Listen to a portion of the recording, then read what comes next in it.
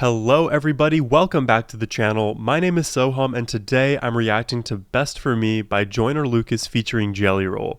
And I'm really excited for this reaction because I haven't really reacted to much rap on this channel. I was thinking back and over the 100 plus reactions that I've done, I would say maybe 2 to 3 to 4, so just a handful of the songs have been rap songs, which is really strange for me to be honest because I listen to a lot of rap in my spare time. Granted, it's not as much as the amount of time I spend listening to rock or metalcore, but I still have a deep appreciation for rap, and I have had that appreciation for many years. So I would love to be able to share my own unique perspectives and reactions with you all. And I come at it from a holistic perspective where I can appreciate music at a high level, the concepts that the song evokes. I'm not the best bar breakdowner there is in the world, I'm no Stevie Knight or Knox Hill or Crypt. Those guys are such excellent rappers and have such deep knowledge in the rap world. Like, pound for pound, they could easily outrun Circles Around Me to like call out doubles and triples and all of the references. So, I come at it from a different perspective, and I hope you can appreciate that and enjoy it all the same. If you do, hit that subscribe button. And yeah, without further ado, let's just get into it. How can you love someone and learn to let them go? How can we fall apart on things we'll never know? Ooh. Isn't it funny you can change your ways for someone to fill in your empty space? Oh. Tell me, is it really love if you have to ask if they'll stay? What a voice. Yeah, I got somebody I love. Someone who's really important to me, but now they addicted to drugs. Someone who not who they used to be, and we ain't been keeping in touch. I ain't gonna say any names at all, cause I don't want no one to judge. But I wrote the song, I hope when they hear it, they'll never forget who they was. I hope you feeling your spirit enough. I wanna just tell you I love you in case that you really don't hear it as much.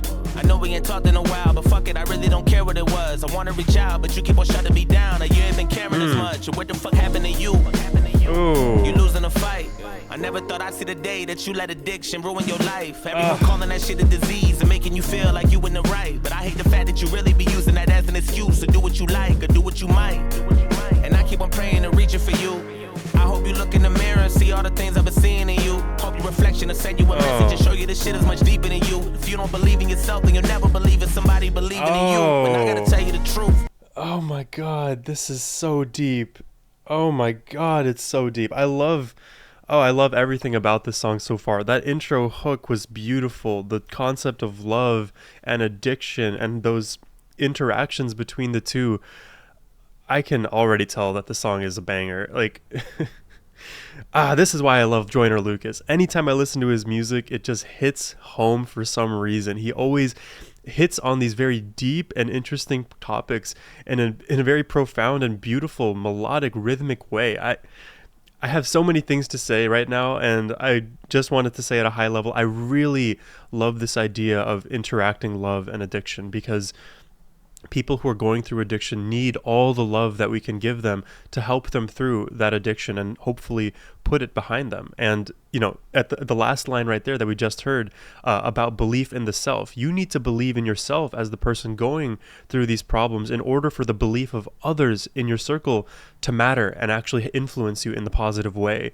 So it's not only the love that others have for you, which is necessary, but you need to also have love for yourself. And if you've lost that through addiction, through hedonism, you need to rekindle that love for yourself by thinking actively. And that's precisely what addiction does, is it inhibits your ability to think. I can already tell this dichotomy between the addict and the friend of the addict, the loved one and the loved one's addict. It's let's go. Let's keep going. Look in the mirror and see all the things I've been seeing in you. Hope your reflection will send you a message and show you this shit is much deeper than you. If you don't believe in yourself, then you'll never believe in somebody believing in you. And I gotta tell you the truth, cause I'm about to lose it. And you in denial about it and just wanna make up a million excuses. Tearing our family apart, but you leave us scarred and everyone bruises. Every decision affecting us all, and if you get lost, then everyone loses. For real. Oh, yeah. Oh, that's so true, because in a community, in a family unit, in a friendship circle, relationship, all of these things, anything that I do to myself, it does affect other people. Even if it's not direct directly impacting. Like, I could punch myself and I'm not punching my friend, but if I'm punching myself, if I'm abusing myself, if I'm hurting myself in this addictive way, the relationships that I have with those people will be affected, not because of anything other than, me being a different person now as a result of my continuous actions, right? And people are allowed to respond to those continuous actions in the way that they see fit. If they see me as a person who's very addictive and unreliable, it's on them at that point to decide if I'm good and healthy enough to be a friend to them, or if they want to give me more and more love to try to pull me out of this rut. But when managing these relationships, being an individual, we can't divorce being an individual from the effects that we have on everybody around us. Decision affecting us all, and if you get lost, then everyone loses, for real. And I'ma be next to leave. I know that guy got a plan, and you ain't fulfilling your destiny. Much as I need you, I will not be sticking around or watching you rest in peace. I promise I love you, but I gotta do what's best for me. How can you love someone and learn to let them go? How can we fall apart on things we'll never know? Oh my God. Isn't it funny you can change your ways for someone to fill in your empty space? Tell me, is it really love if you have to ask if they'll stay? That these lyrics from the hook make so much more sense now, because it's literally a response and questioning one's own love for the person who is addicted. Because, if I have love for myself, I will feel constant emotional trauma and turmoil if I'm dealing with a person who is harming themselves through addiction. And, there's only so many attempts that I can do before I have to realize this is kind of an endless pit and I'm not being helpful and it's not doing good for me mentally, and I have to kind of put a boundary down and remove myself from this friendship, from this relationship. And so when Jelly Roll is singing about love, is love truly something that can keep you together infinitely, or is love the action of letting somebody go? Can letting somebody go and putting that boundary catalyze future improvement in that person, or is it just an act of self-love at that point where you're trying to protect your own emotions? And I want to go back to just Jelly Roll's hook and just dissect every lyric there, because it's good. And we learn to let them go. How can we fall apart on things we'll never know? How can we fall apart on things we'll never know? And that's crazy, because you're like ruining the relationship. You're separating yourself. You're putting down the boundary because you're saying, I don't think you can get better. We've tried this, and I have no more hope to hold out for this addiction to be rid of yourself. And now I have to do my best. So if I'm literally your friend, maybe I should stay with you through those hard times. But in this line, he's saying it actually could be the case that, we'll never know, and now we're cutting off the relationship because we'll never know if you'll heal. And is that okay? Is that an example of love? Isn't it funny you can change your ways for someone to fill in your empty space? Tell me, is it really love if you have to ask if they'll stay? And then that last line, it switches the perspective to the addict, the friend on the screen here, because now he's questioning, is it love if I have to ask if they'll stay? Because the friend who wasn't originally giving the love is now kind of holding that love back because they have to cut themselves off from the relationship. And then from the perspective of the addict, the person who needs that love and community support and most help, they're saying, well, was it actually ever love if they're now willing at my lowest to kind of let me go? Oh my God, it's the perfect tension between these two sides. I have chills all over my body. This is an excellent song. Really love if you have to ask if they'll stay. Look, I know you've been calling for me. You hitting my phone, but I've been alone so long I'm harder to reach. I know you ain't saying any names, but I got a feeling you talking to me. You switch the perspective. When these demons get into my soul, I feel like I'm caught in the beast. How do I let go of something I know is bigger and stronger than me? If I could be honest, I'll tell you the truth. I'm not who you want me to be. Nobody is perfect, not even you. So why you keep targeting me? I feel like we can't even have a genuine convo without you starting to preach. I feel like a dog on a leash. It's not what I need. Joyner is so smart. He is so smart.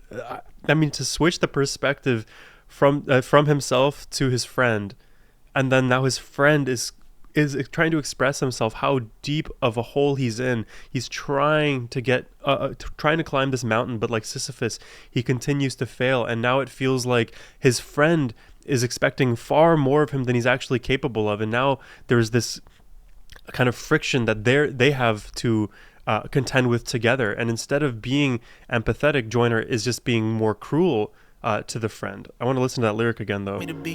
Nobody is perfect, not even you. So why you keep targeting me? Nobody's perfect, not even you. So why are you talking to me? He flips the script now. So he's saying, I have my own problems for sure, yes. But you also have your own problems, even if they're at a different level. And now when I'm facing problems, you're abandoning me, you're blaming me, you're preaching to me. And if you had problems, I would be there. I would be there for you. And it's this flippant perspective. Oh my God. You know, I'm the kind of person, I believe that everybody has a responsibility for themselves and the actions that they do. So, you know, in one way, you can't blame other people. And in another way, you look to other people for support. And now if they're kind of holding that back from you, you can feel a kind of way about it. So, I don't know, in the addiction kind of framework, you could self-impose these like self-defeating ideals about, is it possible to make it out of addiction? And through this self-fulfilling prophecy, others around you now believe that you can't do it. And now you've created this environment where your disease or your addiction is the thing that actually reigns supreme over all of us. And now, you know, how can we combat it? And if you abandon me, you never loved me in the first place. It's a toxic mental cycle to be in. I don't know how people contend with this. I mean, there's like Alcoholics Anonymous, like Sex Addicts Anonymous, is it Drug Addicts Anonymous? That one I'm not sure of. But, you know, the communities of people who have gone through these things, I think, are the potential best ways for people to actually get a continually loving and supporting community, because it is quite a difficult thing to contend with. I mean, any family, any friendship, any relationship would feel immense strain if this were the case. And I don't have any personal background with it, so, you know, many of you in the comments may have a clearer understanding. So, you know, take my words for, you know, what they are, a grain of salt. The truth, I'm not who you want me to be. Nobody is perfect, not even you. So why you keep targeting me? I feel like we can't even have a genuine convo without you starting to preach. You feel like a dog on a leash, it's not what I need. Living that hell, wondering when I gotta leave. Like, how can I breathe? How you gonna tell me addiction's not a disease? What do you mean? If it's not a disease, then why has it gotten to me? It's not what it seems. But you always be making me feel like the problem is me. I'm not gonna be who you want me to be. Like God decided for me. And speaking of God, how the fuck you know all of the plans he's got for me? So give me a break. I've been inching away from trying to get out of this dream. I'm drifting away. How come you only there for me when I be trying to get clean? My biggest mistake is me wishing that things were different. I felt like the drugs is made for sinning. That's why I've been stuck in the same position. Fuck. I'm falling, but I cannot budge. Been wondering why I'm in love with a strange addiction. And why the fuck you always playing a victim? A lot of this shit that you hate to mention. It sucks that I had to taint your vision. But ain't nothing left for me, so you can just quit addressing me. I guess it's just my destiny. So take me as I am, or let me be. Tired of you stressing me, cause shit I gotta do is best for me. How can you love someone and learn to let them go? Oh my God. Oh, this song is breaking me. It is absolutely breaking me. I mean, right, we have these two completely diametrically opposed perspectives that both have their own validity in a certain way, and both of them are saying, I have to do the best for me. Joyner has to do the best for me by removing himself from the relationship, and the drug addict friend has to do the best for him by, you know, not letting other people cast self-doubt on him and not being directly supportive of him. Therefore, he should remove himself from these situations and expect less from his friendships. And they both have valid reasons, and there's like a missing piece of empathy because neither of them have been in the shoes of the other. And not to say that the drug addict never was a clean person, but, you know, oftentimes when it comes to chemical drug addiction, your brain changes, and even the way that you recall your past life is now tainted by the way that your brain is now currently wired. So you have this retrofitted idea of who you were in the past. So both people have a very hard time now putting each other in each other's shoes. And really, what I would say, and you know, there's many things that I've said up until this point, but something that I would say very concretely is that the friendship, that whatever the friendship was at the beginning of when those two people met and formed that bond, it has substantively changed, because the two people at those the two friends, at this later point where the drug addiction has kicked in, now that drug addicted person is a different person substantively. Granted, they are the same person, right, who they were friends with 10 years ago, but they've changed their character over years of repeated abuse of themselves. They have now changed. And to expect everybody to treat you the same way that you were 10 years ago versus now, I mean, that's an exercise in insanity, in my opinion. Everybody has to understand that you can't expect everything from everybody all the time the same way it was. Things change, energies change, people change, and it's it's a very mindful effort to stay together through that change. And this is a prime example of why it would be very hard to stick it through these very, very rough patches, especially when it comes to addiction. So Joyner Lucas, man, 10 out of 10. I just love this guy's music. I'm so glad he dropped this new record. And you love someone and learn to let them go. How can we fall apart on things we'll never know? Isn't it funny you can change your ways for someone to fill in your empty space? Tell me, is it really love if you have to ask if they'll stay? How can you love someone and learn to let them go? Oh, the strings. How can we fall apart? The piano. On things we'll never know. Isn't it funny you can change your ways for someone to fill in your empty space? Tell me, is it really love if you have to ask if they'll stay?